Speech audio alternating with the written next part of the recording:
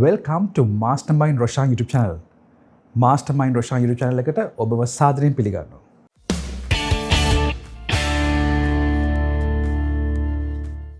Never do these 5 things with money. සල්ලි වලින් කරන්න පුළුවන් වැරදි පහක් ගැන තමයි මම ඔයගොල්ලෝ කතා කරන්නේ. ඉතින් මේ වැරදි පහ කවදාවත් සල්ලිත් එක්ක කරන්න යන්න එපා. මේ වැරදි පහ ගැන කතා කරන්නේ මගේ අත්දැකීමෙන් සහ මම කියවලා තියෙන දේවල්, මිනිස්සුත් එක්ක කතා කරලා තියෙන දේවල්, මිනිස්සු කරදර වලට මුහුණ පාලා තියෙන දේවල් දිහා බලලා ආපස්සට හැරිලා බලනකොට වැරදිද තැන් ගැන තමයි මම මේ කතා කරන්නේ. ඉතින් මේ දේවල් පහ ගැන අපි බලමු. මොකද්ද මේ නොකල යුතු දේවල්? සල්ලි සමග නොකල යුතු දේවල් පහ මොනවද කියලා. Number 1 mistake is the credit card interest. කියන්නේ credit card එකක් අරගෙන ඒ interest එක ගෙව යනකොට ඔයගොල්ලන්ගේ මුදල් අනිසි ලෙස credit card interest ඒ ලදාල බැංකුවට ලබා දෙන්න වෙනවා. ඔයගොල්ලෝ දන්නවද credit card interest එක 24%ක්. So the credit card interest is something around 24%. So imagine if I can give somebody money with a guaranteed return of 24% per annum, I will definitely do it. ඒ කියන්නේ අවුරුද්දකට 24%ක් guaranteed return එකක් හම්බ වෙනවනම් මම ඒ සල්ලි ටික දෙනවා. ඉතින් බැංකුව බලන්න බැංක් එකත් කරන්නේ ඔයගොල්ලන්ට දෙනවා loan එකක්. බඩු ගන්න, දේවල් ගන්න. හැබැයි ඔයගොල්ලන්ගේ 24% charge කරනවා. ඉතින් credit card interest is one problem.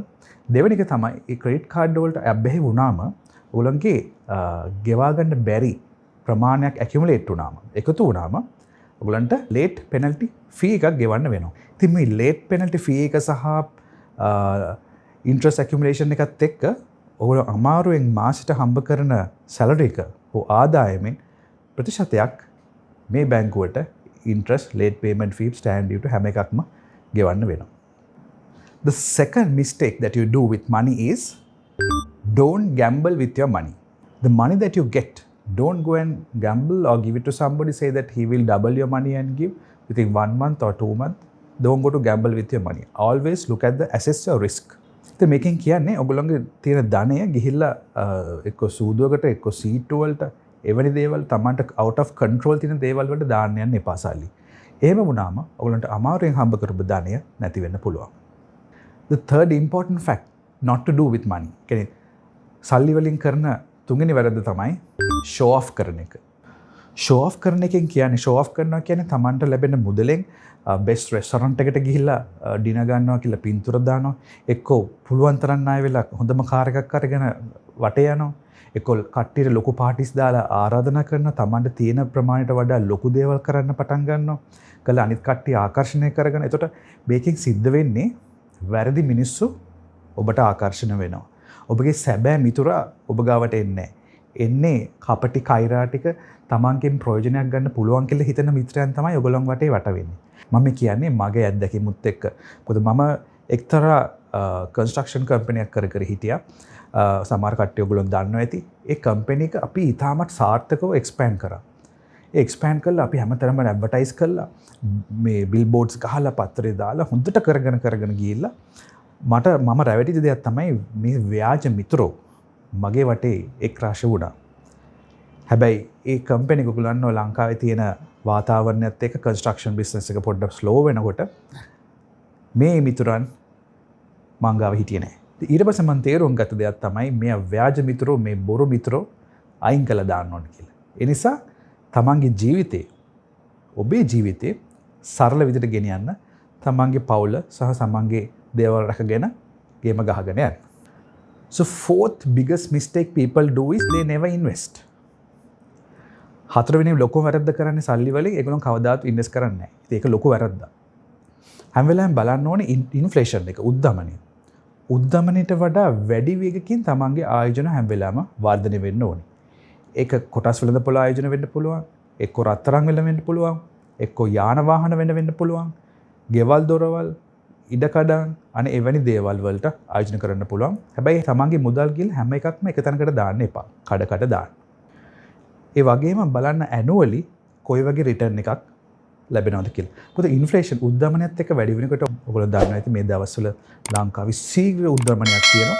ඒතර ඔයගොල්ලෝ බලන්න ඔයගොල්ලෝ ගත්ත වාහනේ මිල ශීඝ්‍රස වර්ධනය වෙලා තියෙනවා. හැබැයි තමන්ගේ වාහනේ මිල ගැන නෙමෙයි හිතන්න ඕනේ දෙවෙනි වාහනයක්, තුන්වෙනි වාහනයක් රෙන්ට් එකට දීලා ආදායමක් ලැබෙනවා නම් එවැනි වාහනවල තමයි ආදායම අපි ලබා ගන්න ඕනේ හෝ ඉන්ෆ්ලේෂන් එක වත්කමක් විදිහට ගන්න ඕනේ. මොකද Rich Dad Poor Dad book එකේ රොබර්ට් කිවසාකි කියලා තියෙනවා asset is where you are generating a income.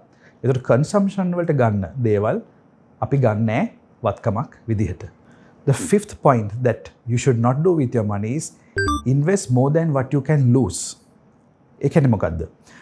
තමන් ගාව තියෙන ඔක්කොම දමනට වඩා ප්‍රමාණයක් ගිහිල්ලා ඔයගොල්ලෝ යම් කිසි තැනක ආයෝජන කළා ඒක නැති වුණොත් ඔයගොල්ලෝට ඒක ලොකු බලපෑමක් ඇති වෙන්න පුළුවන්. ඒ නිසා ඔක්කොම සල්ලි ගිහිල්ලා ආයෝජන කරන්න යන්න එපා. Especially in this environment. ඒ කියන්නේ විශේෂයෙන් මේ කාලේ පරිස්සම් වෙන්න ඕනේ. මොකද volatility එක වැඩි.